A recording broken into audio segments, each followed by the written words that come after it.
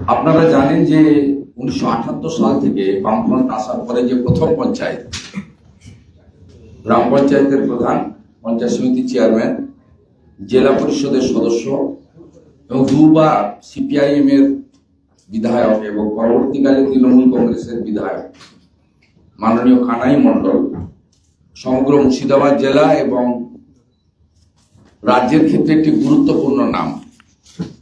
বিশেষ করে তিনি তফসিলি জাতি আন্দোলনেও যেমন ছিলেন তাদের অধিকার প্রতিষ্ঠায়, সাথে সাথে তার সবচেয়ে বড় পরিচয় কৃষক আন্দোলনের নেতা।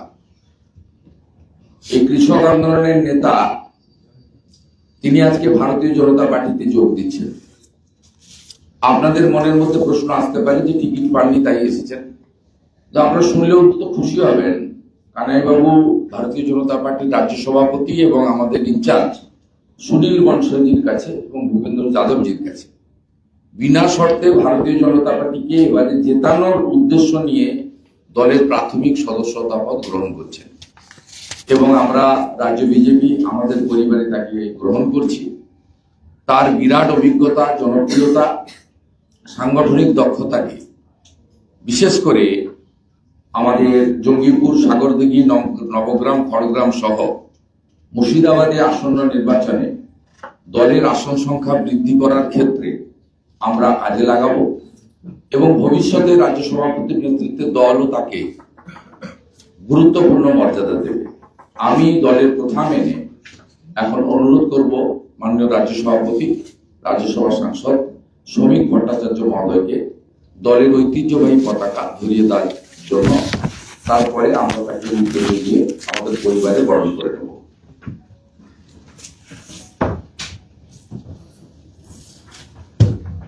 বন্দে মাতরম, वंदे मातरम। भारतीय जनता पार्टी जिंदाबाद, भारतीय जनता जिंदाबाद। बीजेपी जीवोत्तम, जीवोत्तम। नरेंद्र मोदी जिंदाबाद, जिंदाबाद जिंदाबाद। भारत माता की जय। वंदे मातरम। वंदे मातरम। वंदे। मातरम।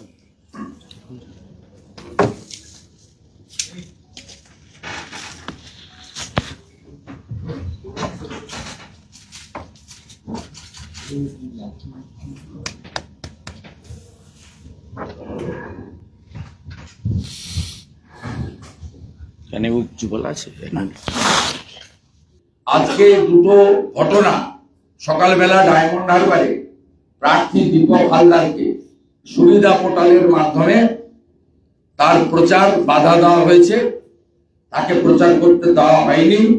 তিনি এসডি অফিসের সামনে রাস্তায় কয়েক ঘন্টা অবস্থানে বসেছিলেন, উঠে গেছে কিনা আমি জানি না।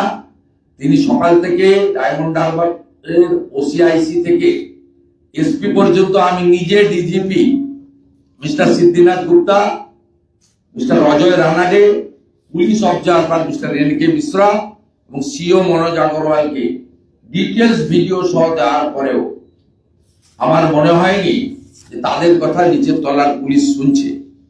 এই যে গ্যাপটা থেকে যাচ্ছে, ইলেকশন কমিশনের উচিত অবিলম্বে এতে হস্তক্ষেপ করা এবং সাথে সাথে আমাদের আজকে যে র্যালি ছিল, যেটা মহা র্যালি হয়েছে, ব্যাখ্যা করে শ্রমিকরা বলেছেন ঐতিহাসিক র্যালি হয়েছে, মমতা ব্যানার্জির হারা নিশ্চিত হয়েছে।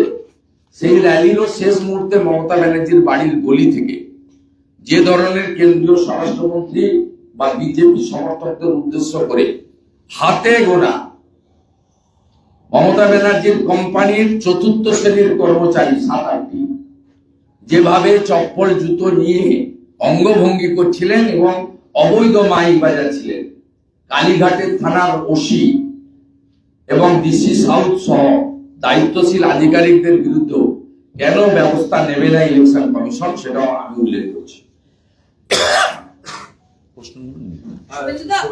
মমতা বন্দ্যোপাধ্যায় বলছেন যে তিনি এই ব্যাপারে কিছুই জানতেন না, মুখ্য সচিব তাকে নাকি কিছুই জানাননি, তার হাত থেকে সমস্ত অধিকার কেড়ে নিয়ে এখন রাজ্যকে অশান্তি পাকানোর চেষ্টা হচ্ছে।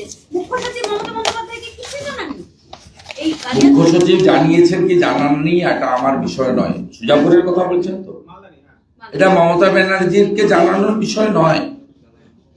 তৃণমূলের লোকরা সামনে আছে, কারণ মমতা ব্যানার্জি তো লাগাতার বলছেন মহিলারা আসুন, কেন্দ্রীয় বাহিনীকে পেটান,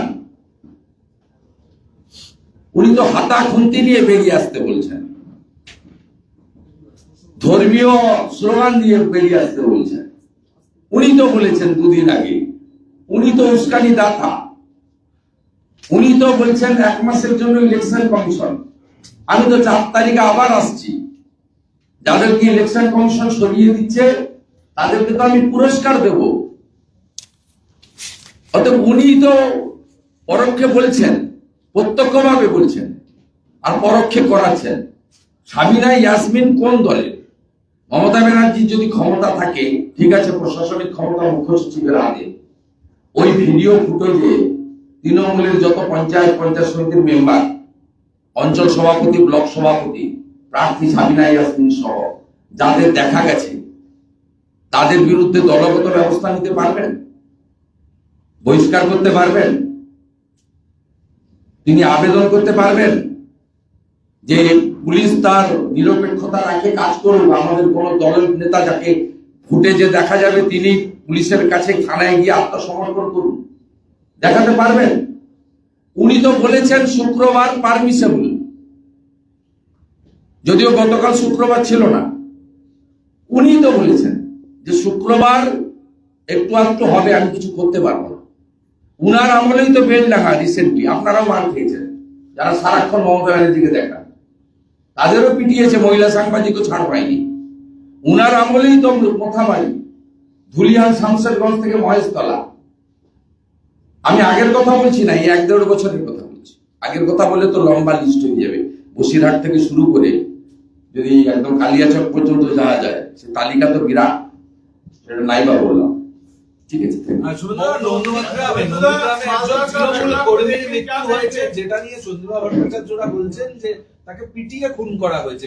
আমি উত্তর দেবো না, বাড়ির লোক বলে দিয়েছে। হ্যাঁ, ওর বাড়ির লোক মানে তৃণমূল কি আবার সেই লাশের বাড়ির লোক বলে দিয়েছে। তৃণমূল এখন কান দিয়ে দেখছে, তৃণমূল কান দিয়ে দেখছে।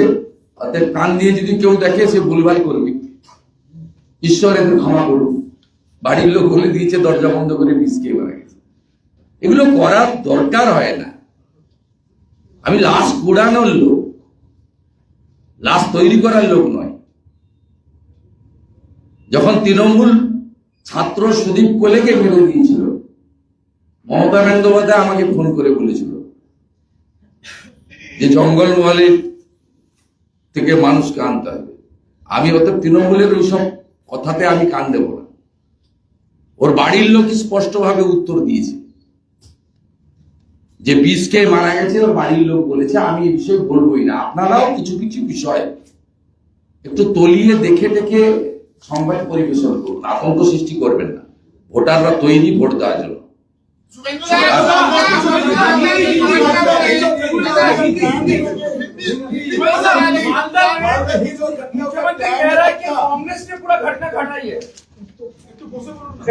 साबिना यास्मीन ने घटाया, राष्ट्रमंत्री।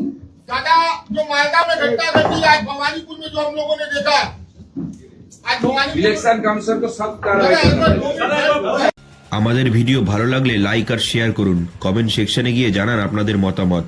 আরও ভিডিও পেতে আমাদের চ্যানেল এখনই সাবস্ক্রাইব করুন এবং প্রতি মুহূর্তের খবরের আপডেট পেতে প্রেস করুন বেল আইকন।